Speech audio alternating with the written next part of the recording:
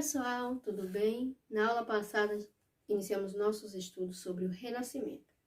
Falamos de suas principais características, ou seja, seus valores, o que levou ao surgimento do Renascimento, onde foi a sua origem. Vimos alguns artistas, pensadores e obras que marcaram o Renascimento italiano. Hoje continuaremos os nossos estudos sobre o Renascimento, falando um pouco desse movimento em outras partes da Europa e da mudança que o Renascimento provocou no pensamento científico da época.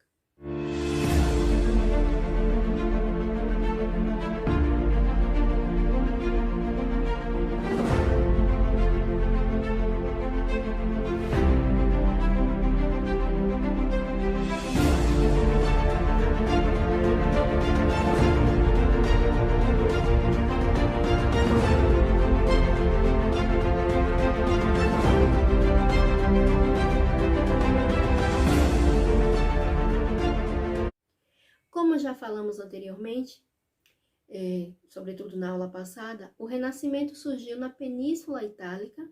No entanto, a partir do século XVI, diversas regiões da Europa vão viver profundas transformações da sua produção cultural, motivado sobretudo pelas grandes navegações que modificaram a mentalidade e a cultura dos europeus quando estes entram em contato com culturas, sobretudo do chamado Novo Mundo, que nós estudamos aqui, que corresponde ao território que hoje é a América, onde fica o nosso país, o Brasil.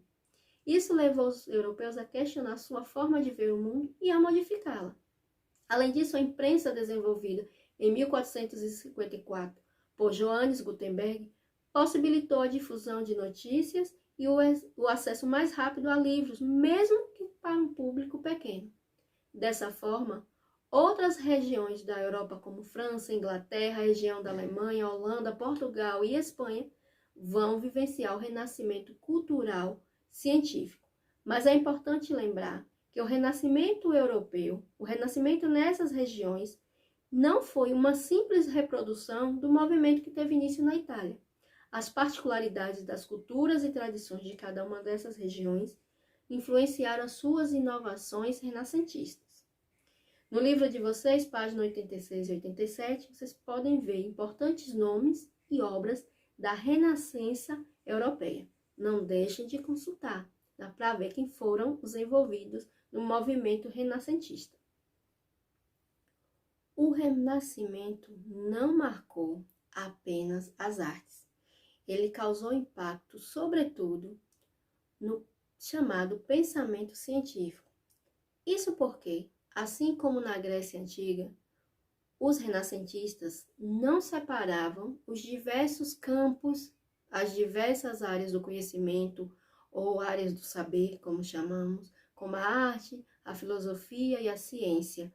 Como hoje a gente estuda, cada um separadinho, a gente analisa e pesquisa em momentos separados uns dos outros. Por essa razão, Leonardo da Vinci, que é um dos nomes mais conhecidos do Renascimento, famoso sobretudo por suas pinturas, também foi um cientista, inventor, poeta, escultor e estudioso da anatomia humana. Alguns de seus projetos são considerados antecessores do submarino e do helicóptero. Outra área também do conhecimento que se desenvolveu no Renascimento foi a astronomia e a ciência, a medicina, sobretudo, além da filosofia. No campo da astronomia, foram aperfeiçoados os instrumentos de observação dos astros, as lunetas, os telescópios, que, somado ao desenvolvimento do conhecimento da matemática e da geometria, permitiram modificar algumas crenças que prevaleceram durante toda a Idade Média. Vamos ver uma delas.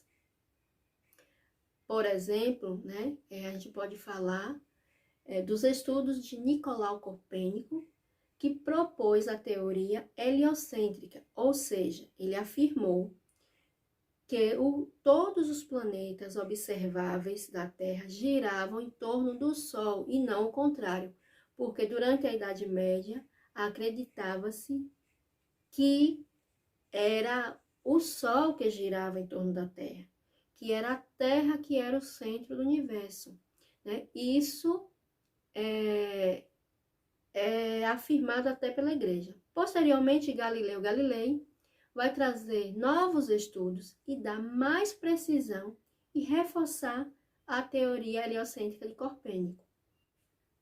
Com a sua afirmação, Galileu Galilei, né, desafia a Igreja, né, a ideia, porque a Igreja dizia que a Terra era o centro do universo, que era uma instituição poderosa e que defende essa ideia, e por essa razão foi perseguido, preso e condenado ao Tribunal da Inquisição, que o obrigou a, primeiro, renegar as suas descobertas, né, e ficar preso, detido em casa. Ele foi perdoado somente em 1992 pelo Papa João Paulo II, que admitiu, né, que a Igreja tinha cometido um equívoco. Isso, ele já tinha morrido há muito tempo. No campo médico e biológico, ocorreram também importantes descobertas. Miguel Servetti faz a pesquisa, né, muito detalhada sobre o funcionamento da circulação sanguínea. E André Versalhes cria a anatomia como uma ciência, né? Por isso que ele é chamado pai da anatomia moderna. A anatomia é o estudo do funcionamento do corpo humano. Então, se estuda como é constituído e como funciona o nosso corpo. O renascimento científico, né, que envolve essas descobertas, é, na verdade, parte do renascimento cultural. Foi uma forma de romper com o pensamento extremamente ligado à religião e baseado em dogmas. Ele estimulou a razão, a investigação, o entendimento da vida e dos fenômenos naturais, sobretudo através do estudo e da observação. O renascimento cultural e científico deu ao mundo nomes bem importantes como Leonardo da Vinci, que nós já citamos, Michelangelo, Rafael, Nicolau Copérnico, Galileu Galilei, dentre outros.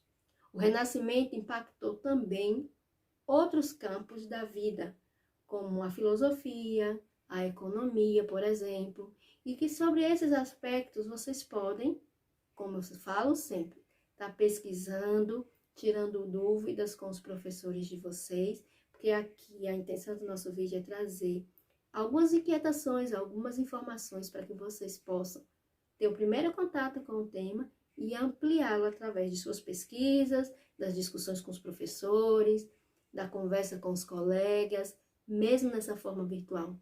Então, leiam o livro de vocês, façam pesquisas em outras fontes, fique atento às orientações do professor, tirem dúvidas com ele e continue se cuidando. Nos veremos logo mais.